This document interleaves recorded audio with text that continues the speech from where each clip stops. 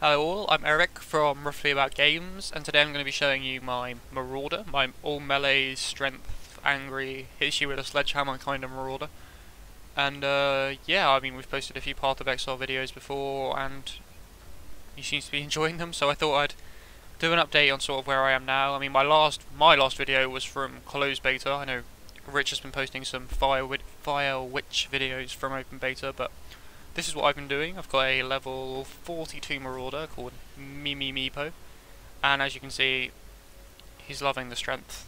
He really is loving the strength. And I'll show you him in action, and then I will run through his skill tree and inventory and stuff. I'm in Cruel Act 1 is where I'm up to at the moment. I'm working my way slowly towards Merville, being slightly scared of the reduced resistances that come with being in Cruel. Oh wait, I just need to make a new instance.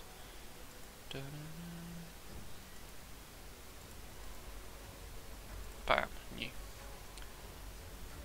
Okay. See who I can find. Okay, so my build is basically based around using Enduring Warcry to make people attack me, and then once everyone's gathered around me, I just sweep them up, kill them all, and I have life gain on hit, and I have the life gain on hit module also on my gem, attached to sweep, so whenever I hit people, I get a load of life. Enduring Warcry, as well as making people attack me, also gives me endurance charges, which are really nice because they give me resists. So at the moment I've got a maximum of 5 endurance charges, which is allowing me to have plus 25% to all my resists, which is really nice because, see if I can show you. Oh, don't time out. Because when they're up to 5, my resists are pretty much all max. 75% is the max without taking modules to increase it, so yeah, that gives me a huge damage mitigation, which is definitely something that's not to be laughed at in hardcore. My other main skill I'm using, along with Enduring Warcry and Sweep is just this angry spinning thing, in case you hadn't guessed that, is Heavy Strike, which is, I'm pretty sure it's the first strike you get on, the first gem you get on the Marauder, so if you have played it Marauder, you're probably familiar with it, which literally just gives them a smash. As you can see, it does quite a reasonable amount of damage, and I have been lucky enough to be given a 13% quality Heavy Strike gem, which gives you some added attack speed as well. So thanks to Gan for that one.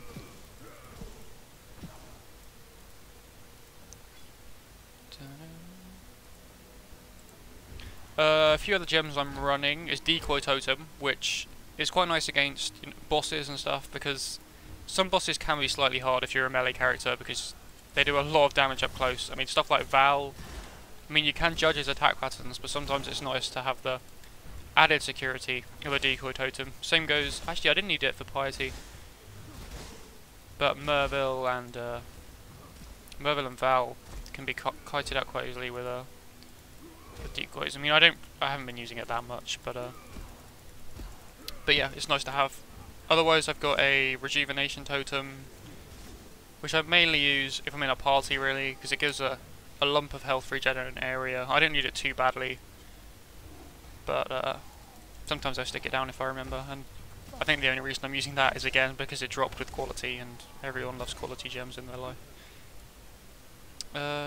Let's see, I'll go back to town to show my gear and skill tree, but yeah, this build is, I wasn't quite sure why I was going to run in open beta. I didn't really fancy a summoning witch again, so I mean I was watching a few YouTube videos, and this is based pretty much entirely around a build by Chromar, I think it is, from TGN, and I'll link that in the description. You can see him playing it. He has some slightly better equipment than I do, even though he stresses that his equipment isn't that good. He has a really nice hammer. Even though mine is unique, I really want to upgrade it, because it's starting to tear off a bit. The damage isn't quite what I want it to be. Oh, maybe I should just kill this unique guy. I think the main thing to remember with this is to keep your endurance charges up, because it makes such a big increase to your survivability. It's actually so nice. Die. Die! Bam! Okay, where was the waypoint? Over here. Let's screw that guy. There it is. Okay, as you can see I'm using blood magic. I know I hadn't mentioned that, but I'll show you my skill tree right now. Okay, so I started off by taking, as I'm pretty sure any hardcore Marauder will, as many like life nodes and what's this one? Armor nodes, life nodes, health regen nodes as possible, because it's all about surviving in hardcore. Obviously you don't want to die, and I've got resists here, and what I'm working on now is filling up this resist tree because I really want resist, especially by the time I'm in Merciless. I'm gonna want as much resist as possible. I've also got I took these nodes over the flask ones because there are times in like barracks and stuff where you get shocked and you just take so much damage, and you're really gonna want the reduced critical strike damage then. The three sort of big nodes around this build are Resolute Technique, which means my hits can't be evaded. I never deal critical strikes, but it's a good trade-off for me because, I mean, when I'm sweeping, if I hit everything, then I get plus life for every single thing I hit, so maybe it slightly lowers my damage output, but it increases my survivability so much. The same goes for Unwavering Stance. Cannot evade enemy attacks, but cannot be stunned. Being stunned is probably, I think, the main way you're going to die in hardcore, if you're focusing anyway, because if you suddenly notice, oh crap, I'm taking a lot of damage, you can just pop your Quicksilver, pop a health potion, pop an armor potion, and just run away, and you're probably going to be fine. But if you're stunned, obviously, you're screwed. And the only the trade-off in this skill is cannot evade. But as you'll see when I show you my equipment, I have got pretty much no evasion items. I'm just maxing armor and health and resist. And blood magic, which pretty self-explanatory. I use my blood magic, my health pool instead of my mana pool for spells, but that's fine because, as I said, I have life gain on hit on my sweep, so every time I sweep I gain a ton of health. Another big module is this one, Lava Lash, plus 30% increased fire damage with weapons, and as you'll see when I show you my gems and gear, I'm using a increased fire damage on my sweep, so this just makes that even stronger. Up here I've got a bit more life, and the next step I'm going to be taking after I fill out my resist here is to get more life here, or to get more life here. I mean, I'm going to end up taking both of them, I'm just not quite sure which one I'm going to go for first. So, yeah, that's my skill tree. I'm not going to talk about it too much. If you want a in-depth analysis of a blood magic sweeping Marauder skill tree, then again, head over to Chromar's video. I'll make this a video reply, and then I think it should just be linked or something. But I'll make it easy to find whatever I do. Okay, so the gems, obviously, the main one is Sweep, which, as I said, I've got life gain on hit, and the added fire damage. I think that one's pretty self-explanatory. Heavy Strike I've got combined with life gain on hit again, because it means that whenever I cast it, it has a mana cost of 9 and a life gain on hit of 20, so every time I cast it, even though it uses my mana pool, even though it uses my health pool, I'm instantly going to get that health back and more straight away, so yeah. The other thing I've got on is item quantity, which I'm probably going to change soon, but it kind of is nice as well, because I usually kill rare mobs and bosses with heavy strikes, so if I'm getting more drops from them, then that's a decent chance to get more items, I guess. That's really the majority of my gems covered. The others I'm just sort of leveling, and I'm not really sure where I'm going to go with them. I might end up doing something a bit more fancy with Decoy, but for now, leave it as it is. So, items, I'm using a unique sledgehammer, which is pretty nice, but as I said, it is starting to tear off a bit, and I kind of want to replace it, but I mean, it's guided me through normal difficulty easily. I mean, I've had no problems and just been melting most stuff, really. Another unique I've got is this ring here, which Chromar gives a lot of props to in his video, because it gives you an extra endurance charge, which is 5% resist, 5% damage mitigation, as I said earlier, which, yeah, it's really nice. I have got 2 of them, but I decided to swap one of them out for this because it gives plus 11% to elemental resist, so even if I had that plus 5%, even if I had the endurance charge, it would be 5% to all, so it's slightly more for my resists, and it's also got another 10% fire resistance, so I don't think it's massively better, but I think, you know, it's giving me a bit of DPS, and it's giving me slightly more resist than I would get, and I think at this point, because when you go into Cruel and Merciless, if you didn't know, you get a your resists take a 20% hit, so I thought I should focus on buffing my resists up a bit. But I have got in my stash, I believe, yeah, I've got the other coral ring if I want to use it. I'll just put this currency in my stash.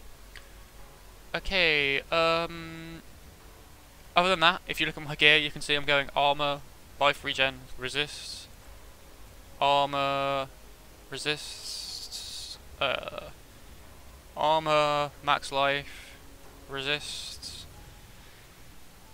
max life, resists, and there's other stuff on here, but I don't care about it. It's all about life, resist, strength, and armor. Really, these boots I dropped maybe like a few hours ago. They're so nice. They're like literally perfect for this build.